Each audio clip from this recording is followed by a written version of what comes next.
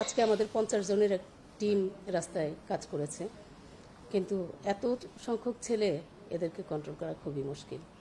এরা ছুটির পরে ওইদিকে গিয়ে আবার চেষ্টা করেছে। আমাদের এদিকে সেনাবাহিনী, পুলিশ ফোর্স সবাই মোতায়েন ছিলেন, তারা চেষ্টা করেছে।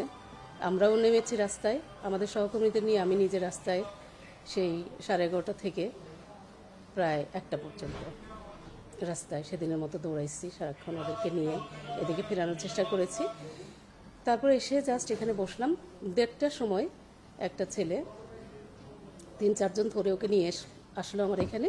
ও সারা শরীর মানে এমনভাবে ওকে মেরেছে যে তাকানো যায় না ওর দিকে, মাথা থেকে পুরো শরীর, এবং শরীর থেকে শার্ট খুলে নিয়েছে। ওই ছেলেটা অনার্স ফার্স্ট ইয়ারে পড়ে, ম্যাথমেটিক্স ডিপার্টমেন্টে। ইনকোর্স পরীক্ষা দিয়ে ও চলে যাচ্ছিল ভিআইপি বাসে করে। সেই সিটি কলেজের ওখানে বাস থেকে তাকে নামিয়ে এইভাবে তাকে পেটানো হয়েছে।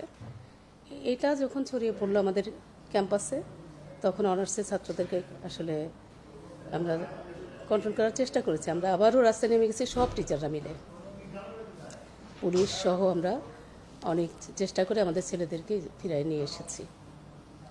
ঘটনার সূত্রপাতটা আসলে 15 তারিখ এবং এই পর্যন্ত তার চেষ্টা চলছে। আমরা সিটি কলেজে ফোন করেছি, সিটি কলেজ প্রশাসনকে বলেছি বসতে।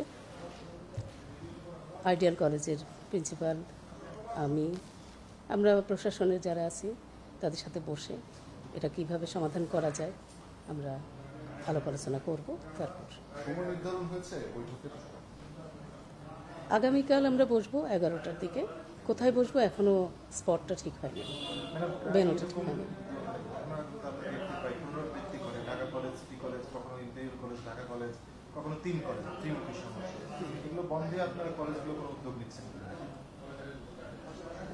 আমরা কলেজ থেকে একাধিকবার উদ্যোগ নিয়েছি এই 3 কলেজের প্রফেসরদেরকে, প্রিন্সিপাল, ভাইস প্রিন্সিপাল সহ সবাইকে নিয়ে আমরা বসেছি যে কিভাবে এটা মানে এটার ব্যবস্থা নেওয়া যায়, যাতে একটা পার্মানেন্ট ব্যবস্থা নেওয়া যায়, যাতে আর এই সংঘর্ষ সৃষ্টি না হয়। আসলে সব কলেজের ছাত্ররাই তো আমাদের ছাত্র, আমাদের সন্তান তুল্য। আমরা চাই না যে কোনো কলেজের ছাত্র এরকম সংঘর্ষে জড়িয়ে পড়ুক, আহত হোক, কোনো মায়ের কোল খালি হোক। এটা আমাদের কারোরই কাম্য না। এই ব্যাপারে আমরা যতবার কথা বলেছি সবাই সম্মত হয়েছেন যে আমরা এই ব্যাপারে ব্যবস্থা নেব। এবং 3 কলেজের টিচাররা কিন্তু আমরা সম্মিলিতভাবে টহল টিম গঠন করে রাস্তায় টহল দিয়েছি।